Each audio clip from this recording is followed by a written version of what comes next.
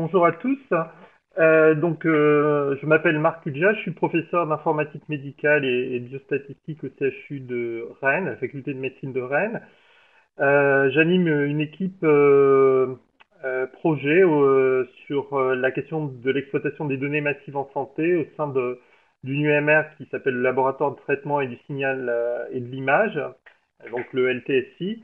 Et puis, je, je coordonne un projet qui s'appelle le réseau des centres de données cliniques, avec sa traduction sur le CHU de Rennes, c'est une unité fonctionnelle qui exploite l'entrepôt de données. On va parler beaucoup d'entrepôt de données aujourd'hui. Et donc également, on est rattaché au CIC du CHU pour exploiter ces fameuses données en support aux activités de recherche de l'établissement. Donc, la question de la réexploitation des données biomédicales est un élément majeur aujourd'hui, un enjeu majeur en santé publique, mais bien au-delà. Et donc, voilà le plan de mon exposé. Alors, il y aura beaucoup de slides.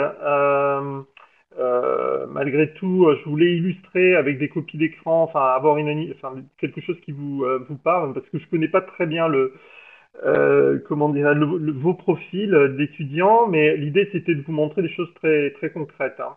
Donc là, on va déjà définir ce qu'on entend par données massives en santé, parler des champs d'utilisation, les domaines d'utilisation.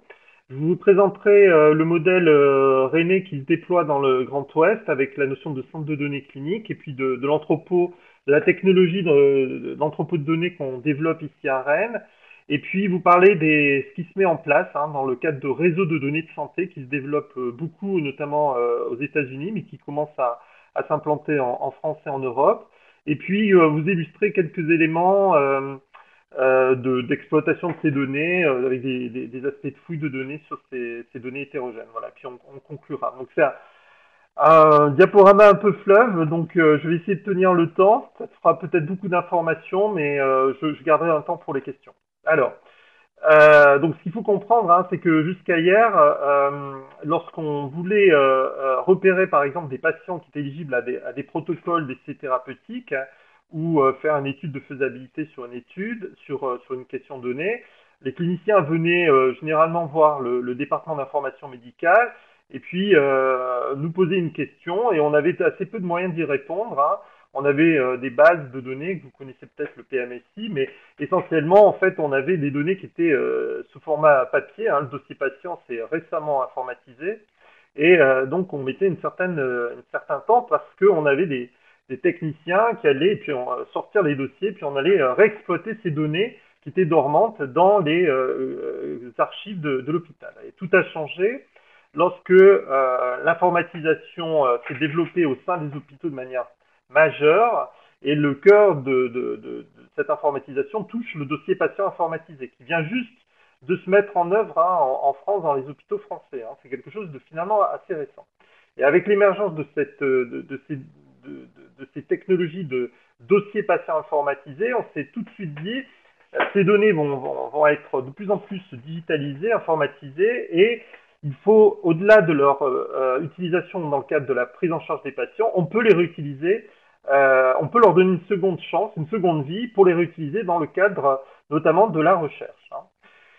Alors, si on prend plus largement la notion de données massives en santé, donc en haut, c'est bien sûr tout ce qui est dans le dossier électronique et ce qui est à l'hôpital, hein, avec les enjeux sur l'imagerie et les données omiques, hein, qui sont extrêmement volumineuses. Vous avez sans doute aussi entendu parler en dehors de l'hôpital, il y a les données du SNIRAM, hein, qui est les données d'assurance maladie. Donc il y a aujourd'hui un système national des données de santé qui permet d'accéder et de réutiliser ces données-là pour la recherche, on en parlera. Et puis, il y a aussi tout le domaine de la santé connectée, hein, avec ces données qui vont être produites, on parle de Quantified Self, par les patients eux-mêmes et qui vont générer des masses extrêmement importantes de données finalement personnelles, physiologiques, qui peuvent être le jeu d'une réexploitation. À côté de ça, il ne faut jamais oublier qu'on a des données qui sont peut-être moins volumineuses, mais d'extrême qualité, hein. C'est toutes les bases de données qu'on constitue pour la recherche. les registres, hein, on parle de small data, et on verra que ces données-là, elles sortent pas du paradigme big data, elles sont extrêmement précieuses. Donc, voilà, si on définit ce que sont des données massivement de santé, bon, il y a une définition un petit peu bateau. En gros, retenez qu'elles peuvent être très volumineuses, mais pas forcément, hein. Voilà, donc elles peuvent être très variables en termes de domaine, hein. On a toutes les spécialités de la médecine. Elles peuvent être aussi très variables en termes de format, de standard, de structuration. Ça peut être des données textuelles, ça peut être des données de signaux, ça peut être des données codées. Euh, Se pose aussi la question de leur qualité, puisque ce ne sont pas des données qui sont initialement acquises pour faire répondre à une question précise. Hein. Elles peuvent être dans le cas de leur réutilisation, on va avoir des problèmes de données manquantes, de données imprécises. Et donc, on va avoir des données de qualité extrêmement variable qu'il va falloir malgré tout exploiter. Donc ça, c'est une vraie question. Et puis, on parle de vélocité, c'est-à-dire la production de données au fil de l'eau qui est considérable. Hein, on en produit tous les jours. Et à un rythme effréné. Et donc, à ce 4V, alors, un petit élément qui a sauté, c'est que ce sont des données extrêmement sensibles, hein, puisque c'est des données individuelles de patients. Donc, voilà pour la définition du big data. Je vous laisse cette image, elle est intéressante, je ne vais pas trop la commenter, mais ça vous montre en gros toutes les sources de données qui peuvent être relatives aux données de santé, qui peuvent être intéressantes à exploiter. Ce que vous avez en bleu, c'est finalement ce qu'on a à l'hôpital. Donc ça veut dire que tout ce qui est en dehors, c'est ce qui est produit et relatif aux patients en dehors de l'hôpital. Et vous avez des données sur le web, des données sur des réseaux sociaux, des données sur des registres, hein, des données qui peuvent être sur des sites de patients qui sont aujourd'hui qui font l'objet d'une exploitation. Hein. Voilà pour les éléments. Donc la problématique, c'est comment on va exploiter ces données de façon efficiente. Alors je ne vais pas parler de toutes ces données, de toutes les données de santé, mais au moins, en tout cas, pour les données hospitalières qui sont produites à l'hôpital, essayer de rationaliser et de mettre en place des infrastructures, des méthodes qui permettent de réexploiter. Alors les champs d'utilisation sont extrêmement larges, hein. Je vous en donner deux, notamment pour la recherche clinique, c'est les études de faisabilité ou de pré-screening, c'est-à-dire repérer à partir de critères. Hein, là, vous avez un essai, des critères d'inclusion et d'exclusion d'un essai de traitement sur le cancer de la prostate. Eh bien, on va devoir chercher les patients qui répondent à ces critères. Et ça, c'est quelque chose d'assez ardu parce que cette information est contenue dans des sources d'informations qui ne sont pas forcément toutes colligées entre elles. Hein. Donc on peut avoir des critères sur biologiques, des critères d'imagerie, des critères d'histoire de la maladie, des critères génétiques. Hein. Et donc l'idée, c'est de pouvoir balayer sur la population que l'on a hein, et de trouver ces quelques patients d'intérêt qui peuvent être inclus dans ces thérapeutiques. L'autre bien sûr élément fort d'exploitation de ces données massives, c'est la recherche de biomarqueurs, donc et d'éléments pronostiques que ce soit sur le diagnostic ou la thérapeutique, donc des biomarqueurs notamment omiques, hein, mais aussi aujourd'hui d'imagerie, on parle aujourd'hui de radiomique. Hein.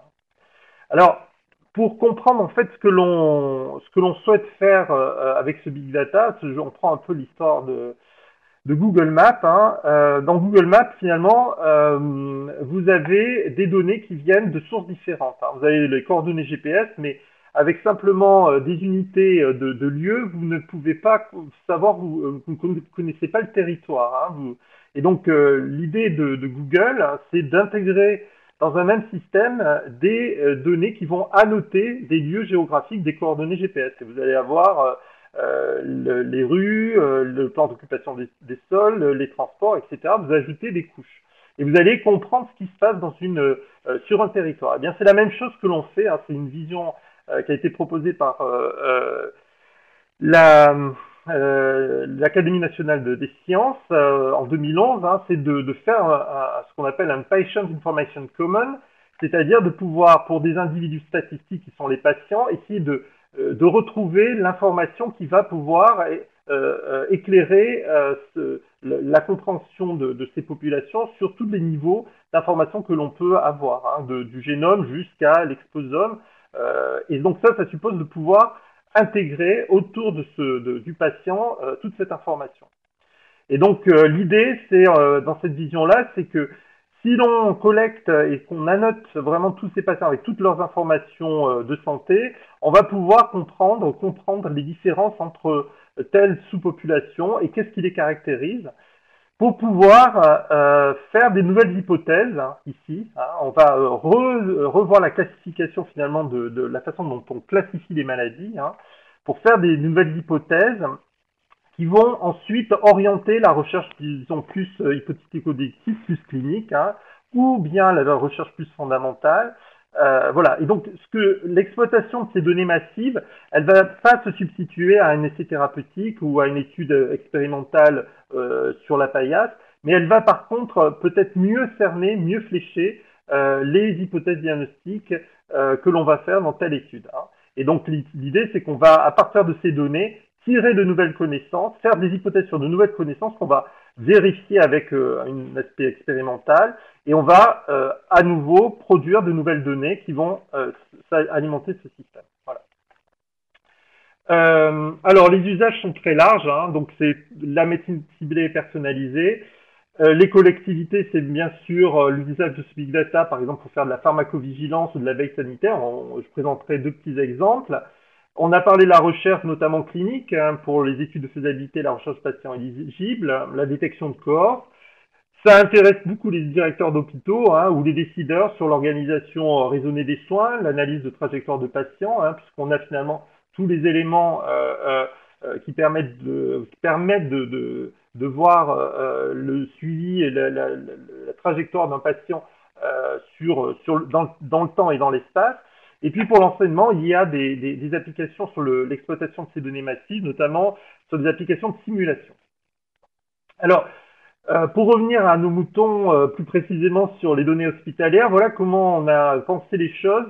Donc c'est un projet qu'on a mené avec le CHU de Brest pour essayer de structurer les choses sur l'exploitation de ces données massives hospitalières dans un premier temps. Donc on a créé la notion de CDC. C'est quoi le CDC? C'est un centre de données cliniques. L'idée, c'est d'avoir dans l'établissement un guichet unique qui va répondre aux questions d'exploitation. Et ce guichet, ce centre de données va offrir un certain nombre d'expertises, une offre de service dans chaque CHU pour exploiter les données du système d'information grâce à l'entrepôt de données et les outils de fouille de données que je vais vous présenter. Et c'est un projet à la fois technique et organisationnel, parce que pour faire ce genre de choses, il faut des compétences multidisciplinaires, une compétence informatique, réglementaire et méthodologique, et des compétences métiers. Et c'est une chose importante d'avoir une structuration de cette nature, parce qu'on va exploiter vraiment des données extrêmement massives et extrêmement sensibles. Et le CDC accède à l'exhaustivité des données qui lui sont confiées, il effectue des traitements, on assure toute la traçabilité, et on respecte un cadre strict qui respecte des dimensions éthiques, juridiques et réglementaires. Et puis c'est aussi un centre de recherche où on développe aussi des outils et des méthodes. Voilà. Et ce modèle, on l'a déployé dans l'interrégion Grand Ouest, dans 6 hôpitaux, maintenant 8, qui nous rejoignent. Et c'est l'idée de pouvoir, à terme, pouvoir exploiter ces données de concert. Mais chaque CHU, chaque établissement a son propre CDC. Alors ça marche comment un entrepôt de données?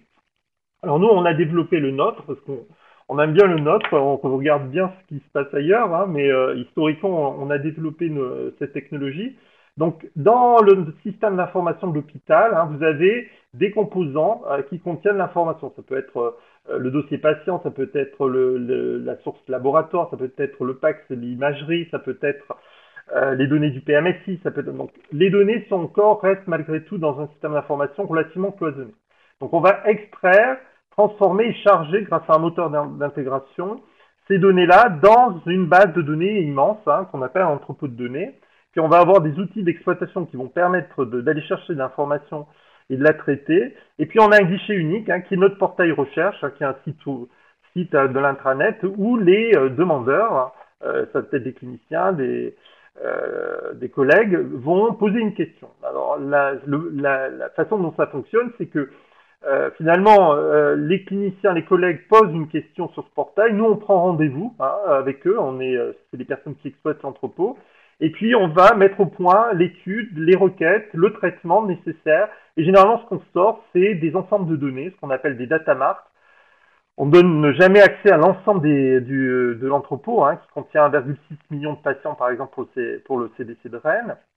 Mais on va extraire un certain nombre de vues de l'entrepôt qui vont permettre de faire des études, qui vont permettre d'alimenter des tableaux de bord. On va produire des jeux de données à plat ou des bases de données, ou alimenter d'autres entrepôts ou d'autres réseaux à partir des données que l'on a intégrées.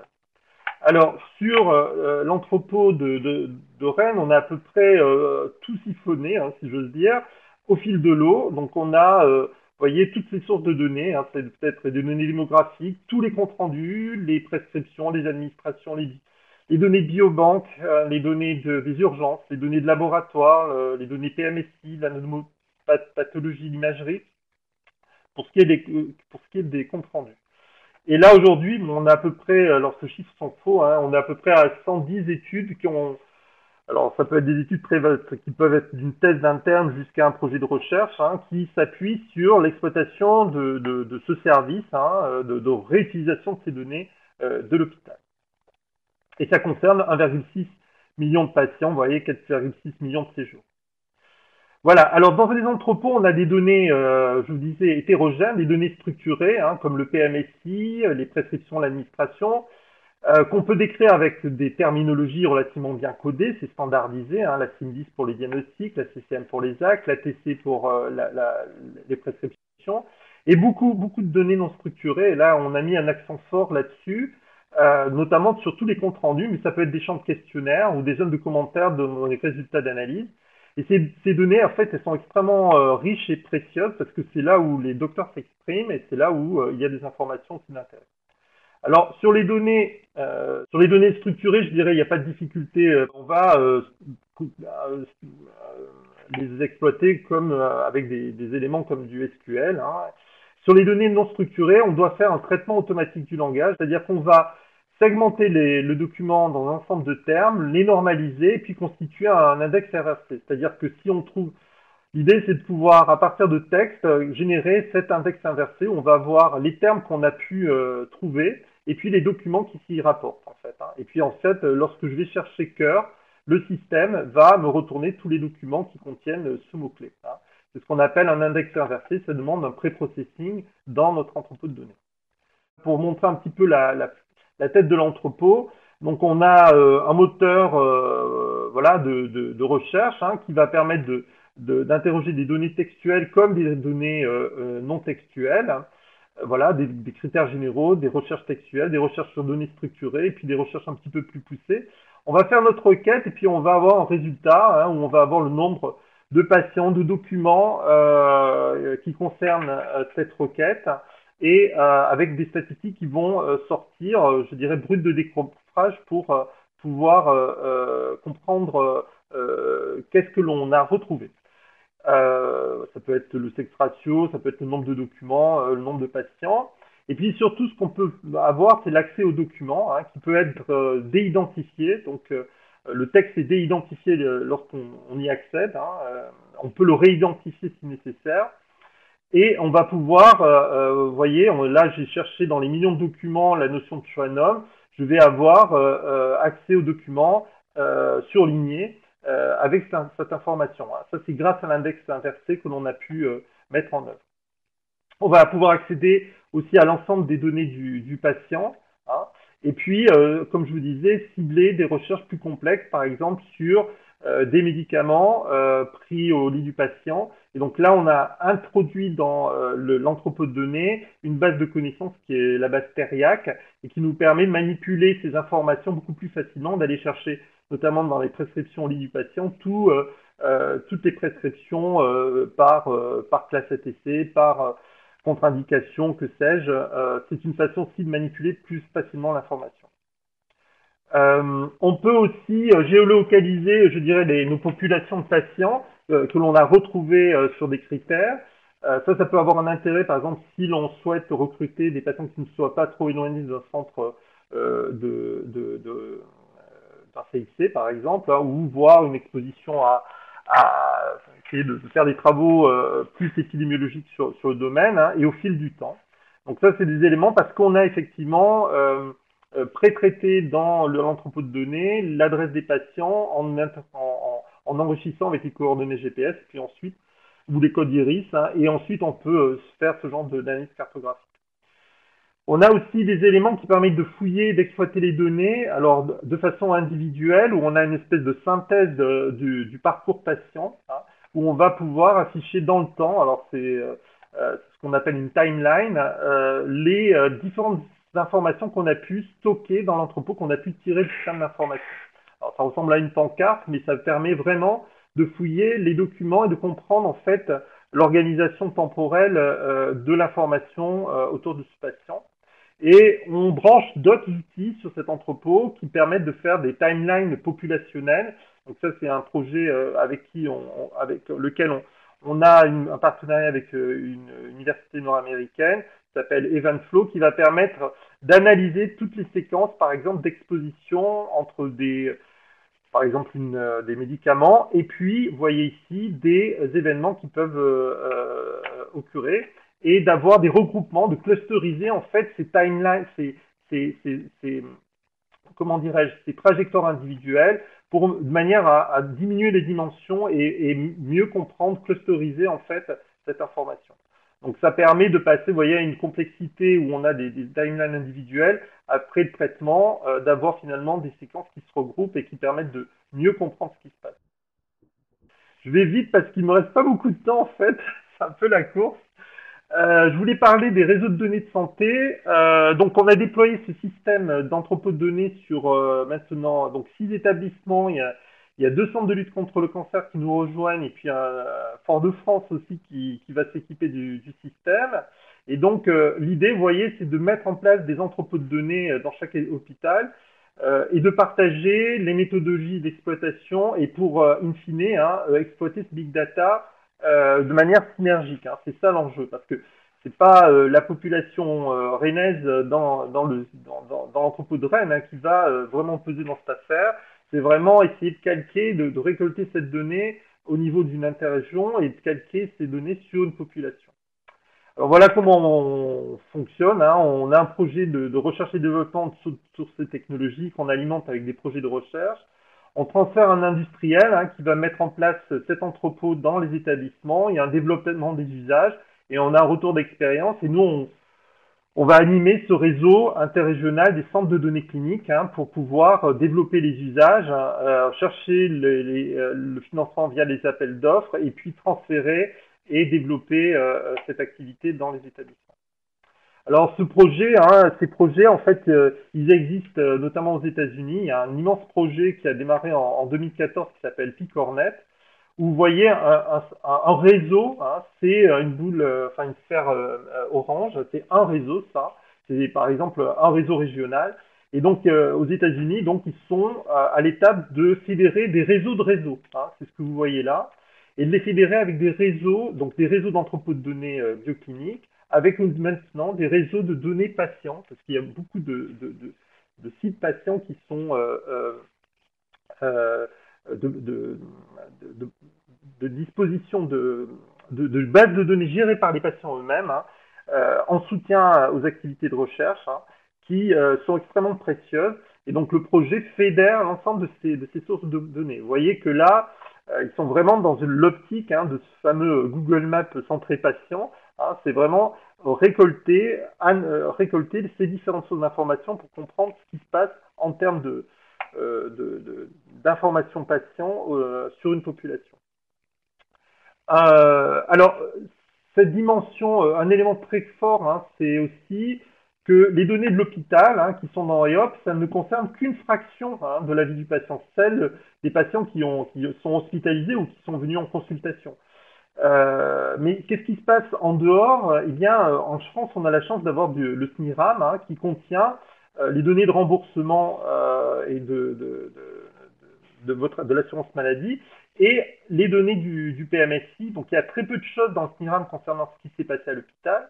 Par contre, on a une grande transversalité. Donc à Rennes, on travaille sur un projet qui s'appelle une plateforme qui s'appelle plateforme d'études des produits de santé, où justement on fait le lien entre le SNIRAM et les données de l'entrepôt, hein, pour éclairer ce qui se passe à l'hôpital et qui n'est pas vraiment décrit dans le SNIRAM. Alors, pourquoi on s'intéresse à cette base? Parce que vous voyez ici, vous avez la notion d'exposition médicamenteuse, enfin en tout cas il y a une délivrance de médicaments, hein, et puis est-ce que ces médicaments conduisent à une hospitalisation, hein, un effet indésirable par exemple, hein, et qu'est-ce qui s'est passé au sein de l'hôpital, hein. Et donc ça, grâce à la combinaison finalement, vous voyez, de sources de données, de big data nationales ou locales, on arrive à mieux comprendre les événements autour de la prise en charge d'un patient. Le message que je voulais vous dire, c'est que la notion de big data, c'est pas un entrepôt de données, hein, tout seul, c'est vraiment l'intégration de données de diverses sources, hein. Ça peut être l'intégration de plusieurs entrepôts de données, ça peut être l'intégration de plusieurs entrepôts de données et des données du SNIRAM par exemple, mais ça peut être aussi l'intégration de données qui ne sont pas du big data, hein, comme des données de registre, hein, qui sont d'extrêmement bonne qualité. C'est vraiment l'intégration multi-domaine, multi-échelle, qui va permettre de comprendre ce qui se passe au niveau d'une population, qui permet vraiment d'avoir une puissance importante, hein, dans les connaissances que l'on pourra tirer des données. Donc, on mène actuellement un projet qui s'appelle InShare, hein, qui a cet objectif. Hein, l'idée, c'est de préparer un peu cette fusion de données qu'on pourra exploiter à plus large échelle, donc au niveau interrégional, où on va intégrer dans une plateforme des données d'entrepôt de données du Grand Ouest, hein, deux établissements qui participent, et d'autres sources de données, hein, pour répondre à différents cas d'usage que je vous ai cités. Je voulais vous donner quelques exemples d'exploitation hein, de ces données. Bon, sachez que en gros, voilà, ce qu'on fait dans un entrepôt de données, finalement, c'est pour des patients intégrer des données de domaines différents et finalement avoir de l'information concernant ces multidomaines, hein, et de pouvoir réexploiter ces données. Donc, qu'est-ce qu'on peut faire? On peut calculer des risques, hein, faire de l'analyse de risque, on peut faire du clustering, hein, c'est-à-dire essayer de trouver des patients similaires finalement sur des caractéristiques biologiques, génomiques, que sais-je. On peut aussi faire du raisonnement, de l'apprentissage automatique, hein, avec des arbres de décision, hein, qui peuvent, à partir des données, tirer un certain nombre de règles qui vont et faire des arbres de classification. Et puis on peut, ce que je vous disais, hein, faire simplement des requêtes pour aller chercher des patients qui correspondent à des critères de diagnostic, de médicaments ou que sais-je, et trouver des patients qui détectaient des cohortes, détecter des patients. Donc c'est les 4 grands domaines d'utilisation de ces données. Bon voilà, donc en gros, cette slide pour vous dire que on fait tourner des algos, hein, où on va fouiller à partir de l'ensemble des 1,6 millions de patients, on va extraire des données, par exemple, pour faire de la pharmacovigilance, hein, par exemple pour détecter des chocs anaphylactiques médicamenteux à partir de l'entrepôt de données biomédicales. En gros, on veut savoir si on a un choc anaphylactique, est-ce que c'est lié à un médicament? Eh bien, on va avoir un certain nombre d'éléments de critères que l'on va interroger à partir de l'entrepôt, donc qui vont ramener, qui vont filtrer, vous voyez, sur les 182 000 patients qui sont passés à l'hôpital, grâce à ce filtre, à ces queries, on va sortir 200 cas qui vont ensuite, ce qu'on notifie en pharmacovigilance, c'est 17 notifications spontanées. Ce que l'on repère juste avec le PMSI, c'est 10 cas. Et puis là, c'est ce que ramène EOP, hein, et qui, bien sûr, fait du bruit parce qu'on a 200 cas qui sont proposés. Et quand on les vérifie, en fait, on voit qu'on a quand même 60 cas qui s'avèrent être des vrais cas, hein. Et donc, on a une vraie plus-value. Et donc, cet outil envoie des listes, hein, de patients, finalement, à partir de l'exploitation de ces données très hétérogènes, aux pharmacovigilant, hein. Donc, il analyse ces ces 200 cas, et puis finalement, ils trouvent un intérêt parce qu'ils trouvent plus de patients, plus de cas. Euh, donc on a une approche plus, soit on est dans une approche, je dirais, de recherche, d'extraction d'informations, de repérage de cas à partir de ces données massives. Hein. C'est ce que je vous ai montré pour la pharmacovigilance. On va chercher des patients en fonction de critères. Donc ça, c'est plus une approche de recherche d'informations. Notre application est plus une approche de détection de signal à partir des données massives. Et donc, on avait pris l'exemple de Google Flu, vous avez sans doute entendu parler, où il y avait eu une prédiction, un modèle qui permettait de prédire la survenue d'épidémies de grippe à partir des requêtes effectuées par les internautes sur le web. Donc en fait, Google stocke tous les mots-clés que vous mettez lorsque vous sortez sur Google. Et donc, on s'est aperçu que la fréquence de certains mots-clés était très corrélée avec la survenue notamment de syndromes comme la grippe. Hein. Donc, lorsque les gens s'interrogent sur la grippe, ils vont chercher cette information sur le web.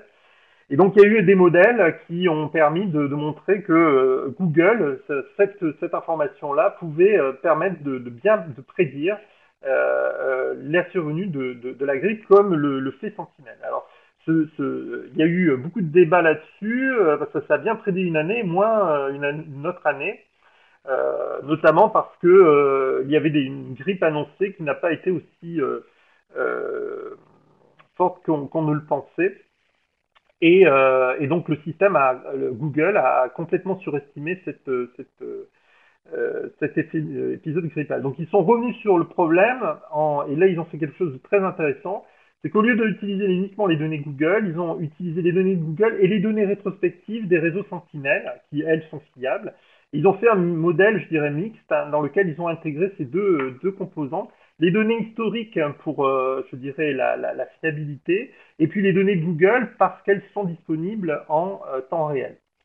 Eh bien, nous, on a fait un petit peu la même chose en substituant les données de Google avec les données donc de l'entrepôt EOP.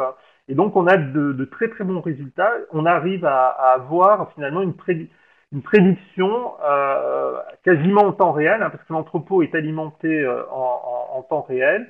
On reproduit les prédictions de Sentinelle. Et la différence, c'est qu'on a les données plus rapidement que Sentinelle, hein, qui met plusieurs semaines à les produire. Et ce que je voulais dire, c'est que c'est bien les deux sources de données qu'il faut combiner pour, je dirais, améliorer le modèle. Voilà, donc je vais conclure parce que j'ai un petit peu passé mon temps, mais l'idée c'était de vous balayer un petit peu ce que l'on fait. Et donc, ce que je voulais quand même vous faire passer comme message, c'était la notion de données massives en santé. Voilà, ce sont vraiment des données très particulières parce que de par ces caractéristiques hein, qu'on a citées, l'hétérogénéité, des données extrêmement complexes. Hein, c'est pas des données qui évoluent aussi dans le temps. C'est des données multi-échelles. Hein, vous avez vu qu'on peut, alors, à l'échelle du génome jusqu'aux populations, et puis aussi à l'échelle des systèmes d'information qui les produisent, hein, de l'hôpital jusqu'à des bases nationales. Et c'est des données extrêmement sensibles qui nécessitent beaucoup de précautions sur le plan réglementaire, éthique et déontologique aussi, hein, parce que on balaye effectivement toutes les données de l'hôpital, ça peut réveiller des petits soucis entre chercheurs, entre cliniciens, donc ça suppose de mettre en place une gouvernance. L'autre point, c'est que voilà, les entrepôts, ce sont des technologies qui concentrent ces données, hein, qui permettent une exploitation facilitée, mais qui nécessitent, ce que je voulais vous dire, c'est que exploiter l'entrepôt de données, c'est pas à la portée de n'importe clinicien, si j'ose dire. Il faut une vraie technicité, une vraie compréhension de la nature des données et puis des questions que l'on se pose sur les données. Hein.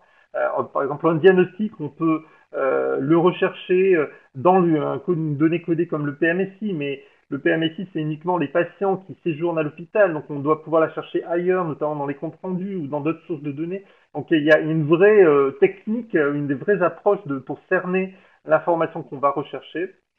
Et puis il faut une organisation qui soit, à mon sens, de confiance, hein, qui soit dans l'hôpital. Donc c'est pour ça qu'on a créé les CDC, justement pour valoriser ces données, ne pas externaliser ces données, mais plutôt valoriser les services que l'on pourrait proposer à partir de ces données. Voilà, donc ça peut être vraiment utilisé dans de très nombreux cas. On en est au tout début, hein, parce que on voit bien que le champ des données produites, hein, et puis des champs d'application va sans doute augmenter de manière exponentielle. Voilà, donc on est au tout départ. Voilà, et puis la tendance, c'est, vous voyez, c'est la connexion de ces sources de concentration de data, hein, pour faire des réseaux de données. Donc, avec le premier vraiment grand réseau là qui est dans le Grand Ouest, hein, mais bon, la PHP a créé son réseau d'entrepôts de données, enfin constitue un immense entrepôt de données sur la paix. Donc les choses se mettent en place et voilà, on en est qu'on est début. Et puis j'arrête là pour prendre des questions et je vous remercie pour votre attention.